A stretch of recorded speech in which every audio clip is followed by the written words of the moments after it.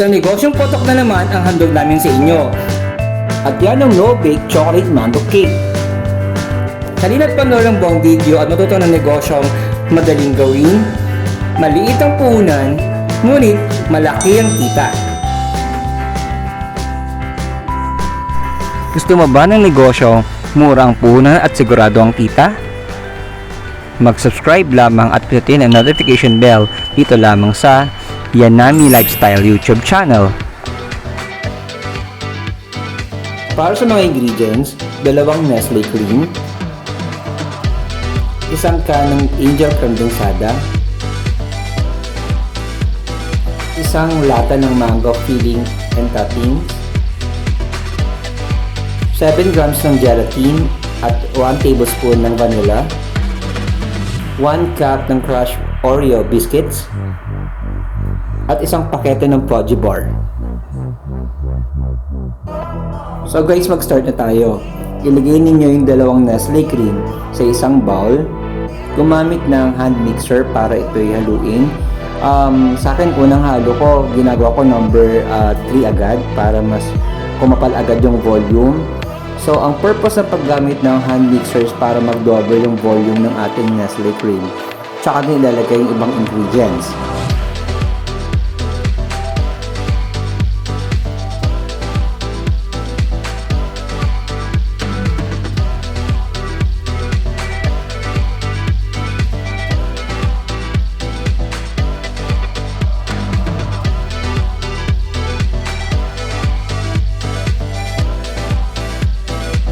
Since medyo doble na yung volume ng ating Nestle cream, lagyan nyo na rin yung ating kondensada. Reminder lang guys, so ating Nestle cream at saka yung kondensada natin, kailangan naka-chilled muna yan bago nyo i-mixer, okay? Para mas madali siyang mag-double yung volume at mas maganda yung texture niya. Again, siguro chill nyo muna siya mga 4 hours bago nyo siya gamitan ng mixer.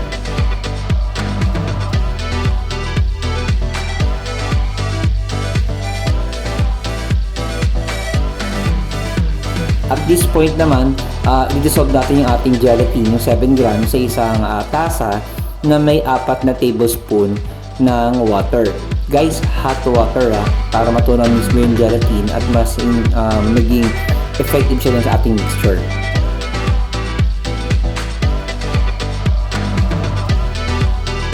Sa ating paglagay sa ating mixture, kailangan gumamit tayo ng drainer para masala natin mismo yung gelatin. Hindi mahalo yung mga hindi na masyadong matunaw. So guys, nalagyan dyan parang mas maging solid o maging stable yung ating mixture. Okay? So after ilagay ng gelatin, haluin pa rin maigi yung ating mixture na si dumoble. Pagkatapos haluin, ibalik muna ito sa ref. Samantala, gawin natin ating Proji bar. So isa-isay natin siya, tanggalin nyo yung papel. Tapos ako, yung ibang Proji bar kasi hiniwa ko sa gitna para mas kumapal o mas dumami mismo yung ating magagamit na Proji bar. So guys, kung okay ng lahat, ang Proji bar at ang ating mixture, hanap ko ng isang malalim na lalagyan. Sa amin kasi limitado yung aming lalagyan, so ang ginamit ko yung sa rice cooker at lalayo ko siya ng plastic para mamaya pag kinomposan natin yung cake, hindi siya didikit mismo sa lalagyan at madali siya matatanggal.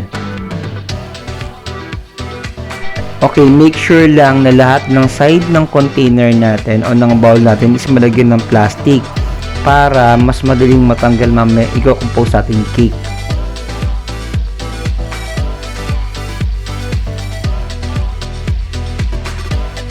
So ngayon mag-start na tayo i-compose ang cake natin. So una, maglalagay muna tayo ng Proji bar. Isalansan siya maigi para maging buo yung ating top na ating cake sa paunti-unti. Then after nyan, pwede na ilagay yung mixture. Tapos parang layering style lang. So maglalagay tayo ng Proji bar, yung mixture, tapos yung manga, yung mango filling natin. Tapos lagyan siya ng crushed Oreo biscuits. Tapos mixture uli. Then yung ating uling Proji bar. So layering style lang mga guys. Tinan nyo lang, kaya nyo to. Konting creativity lang, matapos nyo rin to. So spread nyo lang maigi yung mixture para maging balance siya sa lahat ng side. at walang matirang space doon sa ating top ng ating cake. So, tansyahin nyo na lang kung kailangan nyo pang dagdagan ng konti or enough na ba yan. So, makikita nyo na ini-spread natin maigi lalo na sa mga sides niya.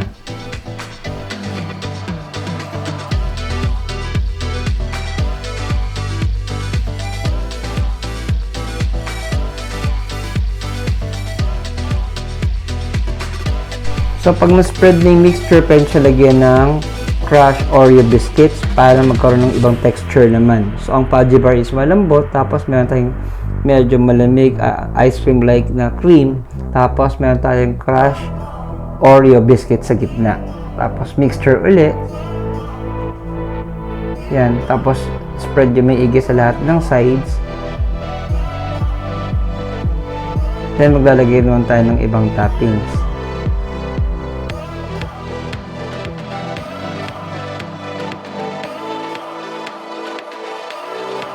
So, pwede na uli yung lagyan ng fudgy bar para mas maging solid yung ating structure.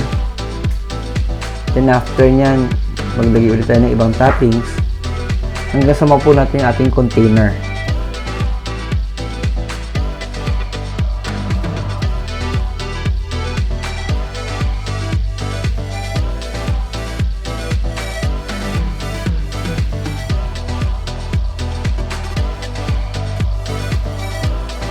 So, sa puntong ito, maglalagay mo tayo ng mango filling natin para may pagka fusion naman yung ating lasa. Chocolate and mango.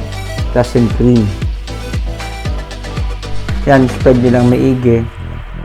Para kahit pag-slice ng cake, meron sila makukuha talagang mango filling.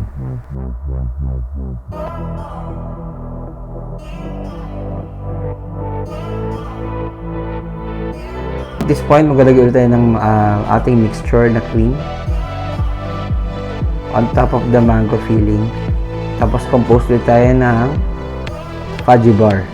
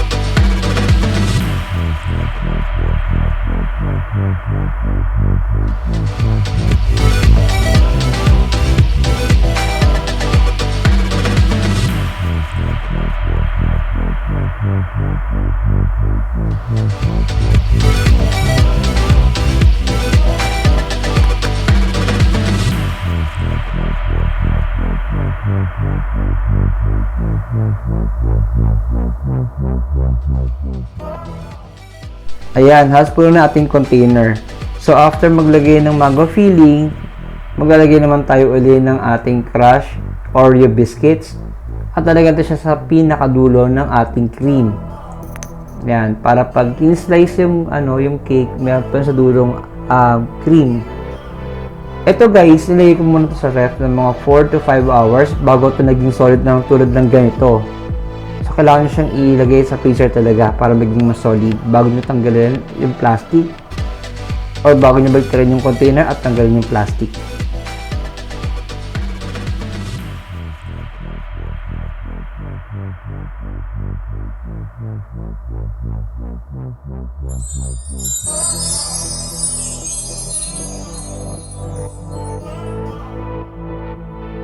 Ayan guys, ready na yung ating cake para lagyan natin ng decor. So ako ang napili ko, maglalagay ko whipped cream from the bottom to the top ng ating cake para mamaya maglalagay ko ang design sa top natin ng mango din at sa mga sides niya ng whipped cream. Pasensya na kahit di masyadong pulit yung aking pagkakalagay ng whipped cream kasi masyadong excited matapos tong cake na to.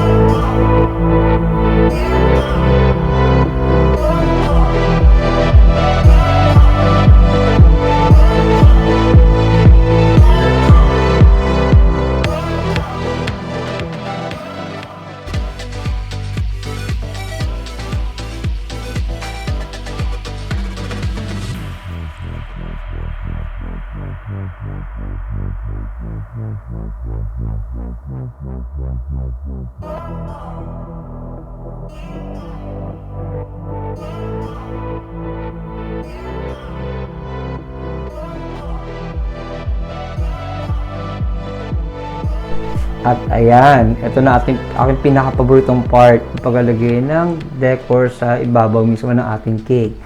So, ang ginawa ko is nalagyan ko muna siya ng mango filling, spread ko sa taas, at saka lalagyan ko siya ng decor ng whipped cream sa gilid para hindi mag-collapse ng ating mango filling.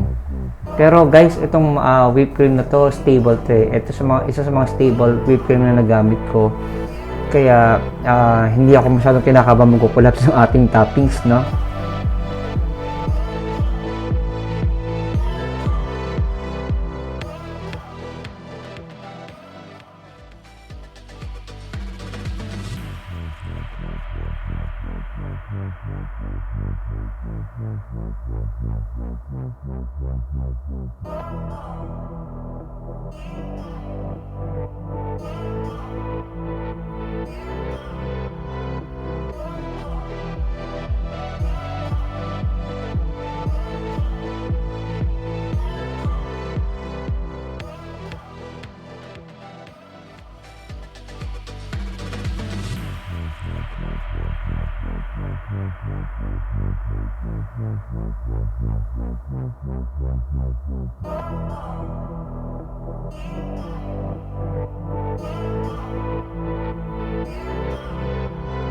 Ayan, almost ready na yung ating cake.